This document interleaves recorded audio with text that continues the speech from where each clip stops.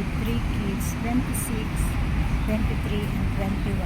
I work as a domestic helper for more than 13 years. My first job is in Dubai, taking care of twins months baby. I work here in Hong Kong for almost 11 years. My first job is in Diamond Hill. Have 2 adults and 1 5-year-old kid. Send the kid to the school, cooking simple dishes, go to market, and doing household work.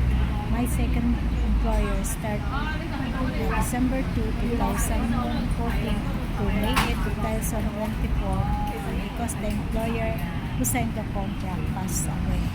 At the beginning, they had 2 sons, 5 years old and 10 years old, sending to the school, cooking simple dishes, go to market, car washing, and later on, because my employer is sick, I'm pulling the wheelchair, taking care of my employer, taking care of the back, changing diapers, and give some her medicine.